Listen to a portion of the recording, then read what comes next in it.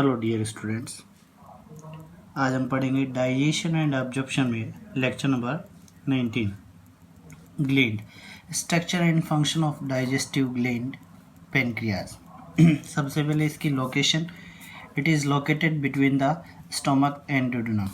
Stomach और duodenum के बीच में, यानी डुडेनम स्मॉल इंटेस्टाइन का पार्ट होता है और स्टोमक और स्मॉल इंटेस्टाइन के बीच में ये प्रेजेंट होता है। ये location, this is the stomach and the body of bond of duodenum. यानी ये क्या बात कर रहा है, ये बैंड ऑफ डुडेनम, सॉरी, ये जो पार्ट है घुमा हुआ पार्ट, ये डुडेनम का है, ठीक है। ये वाला जो पार्ट है, दिस पार्ट, ये पार्ट है पूरा का पूरा pancreas reason.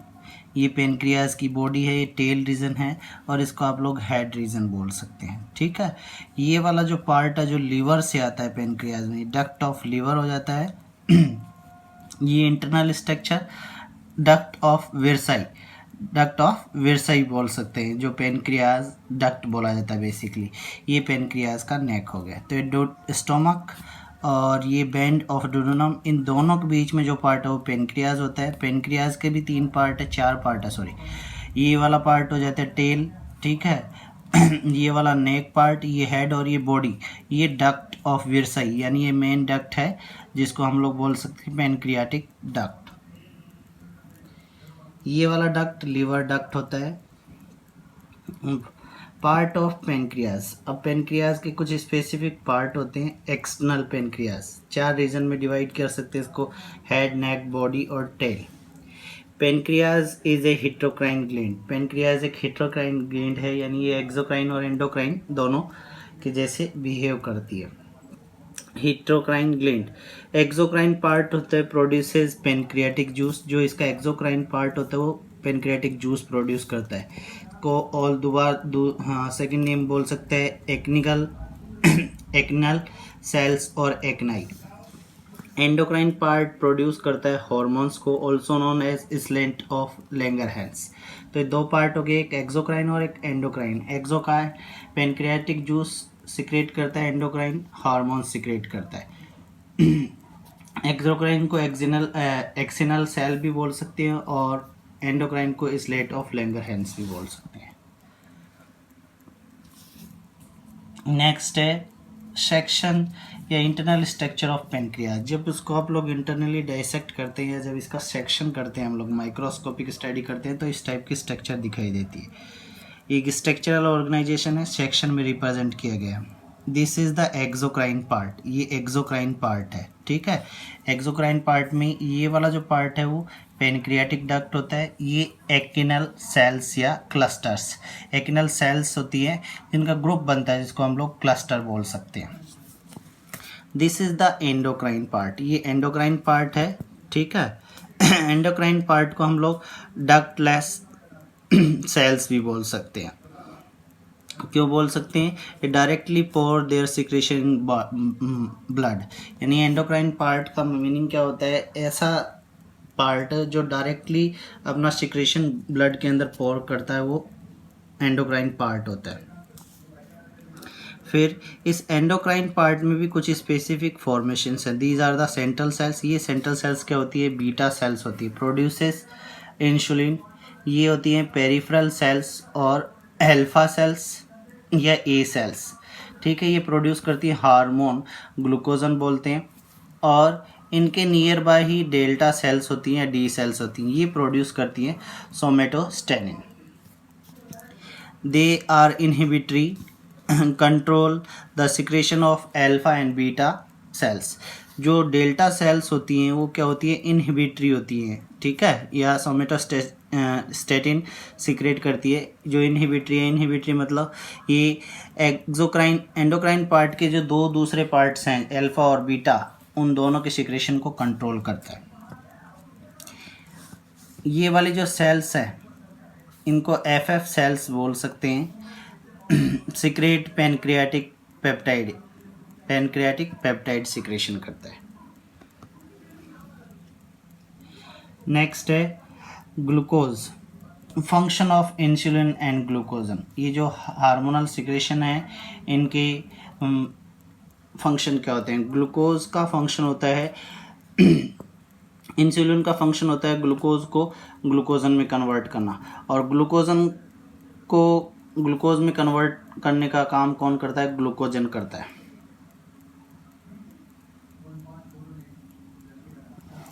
Insulin and glucagon को ग्लूकोज में ग्लूकोगॉन कन्वर्ट कर। Insulin and glucagon are antagonistic, their action is opposite in the same reaction. ये एक दूसरे से उल्टा फंक्शन करते हैं, यानी एक ग्लूकोज से ग्लूकोजन बनाता है और दूसरा ग्लूकोजन से ग्लूकोज बनाता है। इंसुलिन ग्लूकोज को ग्लूकोजन में कन्वर्ट करता है और ग्लूकोगॉन ग्लूकोजन को इंसुलिन में ग्लूकोज में कन्वर्ट करता है। दूसरा पेनक्रियाटिक जूस। पेनक्रियाटिक जूस की पीएच बेसिक होती है about 8 to 8.8। Pancreatic juice contains all 3 types of enzymes, that is amylases, proteases and lipases। ये 3 टाइप्स के एंजाइम सिक्रेट करता है जो एमाइलेज, प्रोटीएज और लाइपेज होते हैं।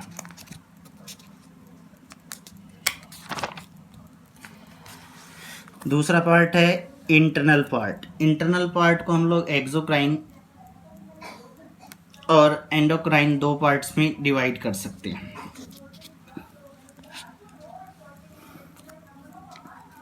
Proteases, lipase, amylase contain enzyme.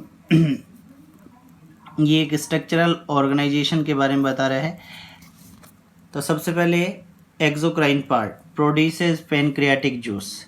Pancreatic juice produce करता है, और पेनक्रियाटिक जूस क्या कंटेन करके रखता है?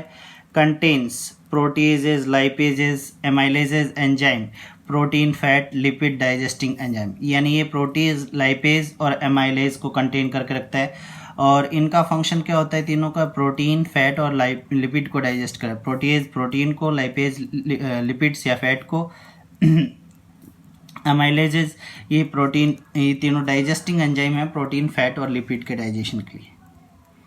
Exocrine also known as acinar part, इसको एक्नल पार्ट भी बोल सकते हैं।